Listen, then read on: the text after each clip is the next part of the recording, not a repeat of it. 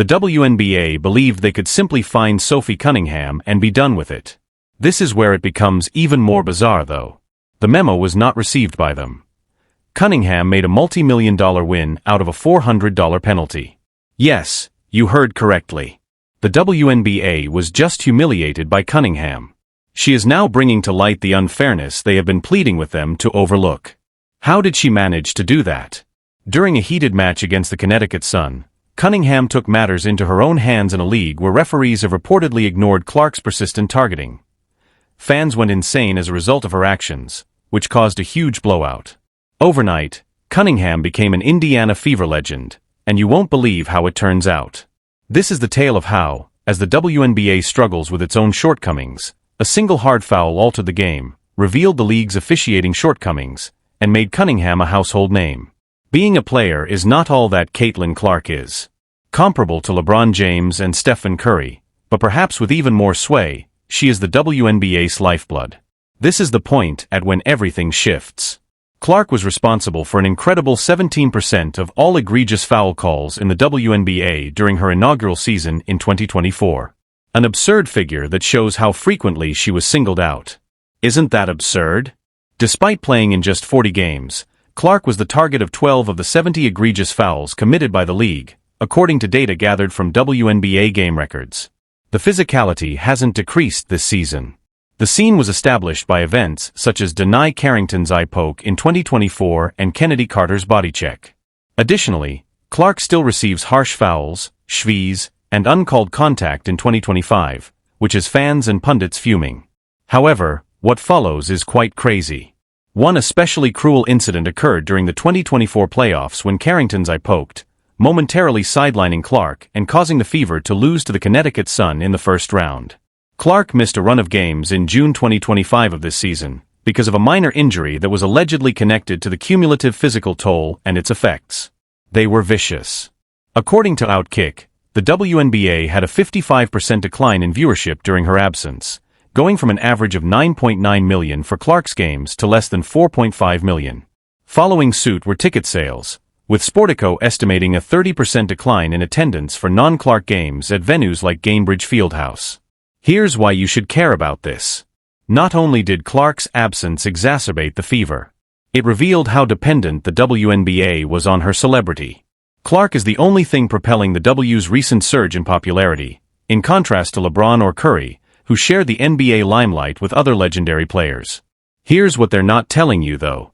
It is a journalistic lie to claim that the WNBA's 2024 rookie class or skill pool as a whole is driving its expansion.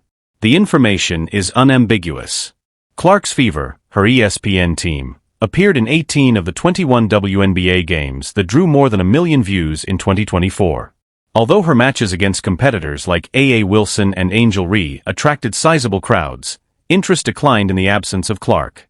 She is primarily responsible for the WNBA's $200 million yearly media contract and 170% increase in viewership in 2024. And that's only the tip of the iceberg. Since no other sport has a single player with such a disproportionate amount of power, opponents view Clark as the W's golden goose. Things start to get risky at this point. In a parade in February 2025, Sophie Cunningham, a 28-year-old guard, joined the Fever from the Phoenix Mercury. Cunningham, who is known for her tough play and goes by the nickname Spicy Sophie, has become Clark's on-court protector. This status was cemented during a furious game against the Connecticut Sun on June 17, 2025. And this is the point at which everything goes totally wrong. A long-standing foe from Clark's Big Ten days, JCS Sheldon of Connecticut, poked Clark in the eye and started a shoving match with the Fever ahead 88-71 in the last minute. Clark was then pushed to the ground by Sunuard Marina Mabra, who escalated the situation. Referees gave Tina Charles and Clark Mabr technical fouls, while Sheldon received a flagrant one, which was hardly enough to dissuade him. This is the part, though, that nobody anticipated. Cunningham took matters into her own hands after becoming enraged by the officials' inactivity. She gave Sheldon a hard foul with 46 seconds remaining, around the Sunuard with her arms and dragging her to the ground. Cunningham, Sheldon, and Sun's Lindsay Allen were dismissed after the play started a bench-clearing altercation. In response, the WNBA fined Cunningham $400 for her egregious 2 fouls and an extra, unannounced sum for her involvement in the altercation, according to her ESPN. Even if we are aware that it costs $400, what if I told you that's not the worst part? It was a build-up for a couple of years now of them just not protecting the star player of the WNBA, Cunningham told reporters without expressing regret. Therefore, my ultimate goal will be to safeguard my comrades. Stephanie White, her coach, concurred, criticizing officials for losing composure. It seemed obvious that this would occur. The most absurd aspect is that it is entirely true. Fans who were tired of Clark's treatment responded favorably to Cunningham's actions. Posts about X went viral on social media, referring to her as a heroine and the enforcer for confronting the WNBA's officiating shortcomings. Sophie Cunningham's warning to the WNBA not to meddle with Caitlin Clark made her a legend. The game is on. Her strong foul wasn't merely a retaliatory act. It was a declaration. Clark will be protected by Cunningham if the referees don't. Additionally, you should focus on this section. Her enforcer character is given legitimacy by her black belt in Taekwondo, which she obtained at the age of 6. She is a powerful presence on the court. Sophie is a dog, my God. She's a competitor, that's all. Because of her versatility, she lets us try new things. She plays as though she's really tough. She's really popular and will be with us for the entire season, you know. It gets extremely intriguing at this point. Criticism has been directed toward the WNBA's officiating, especially with reference to Clark. Despite playing fewer minutes than veterans like Aya Wilson or Breanna Stewart, Clark received more flagrant fouls, 12, than any other player in 2024. Clark has been subjected to uncalled contact in almost every game this season, continuing the pattern. According to a Washington Post analysis, referees frequently fail to call fouls on aggressive plays, making the WNBA a violent and physical place.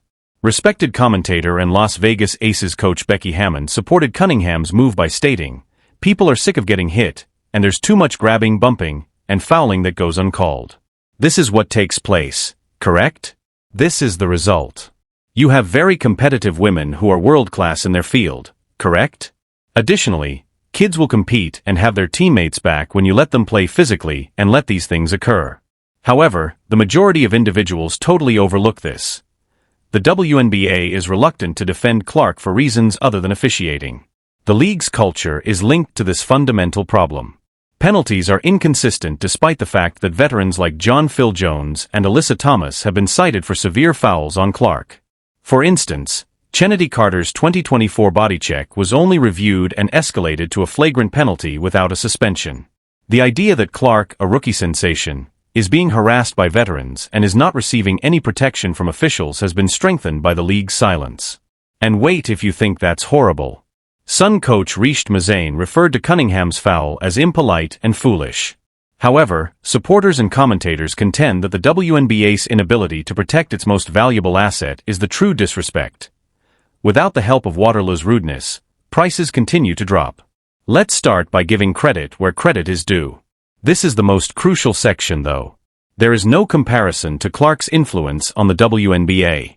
According to ESPN, her games drew an average of 9.9 million viewers in 2024, a 170% increase over the league's total of 5.8 to 8 million.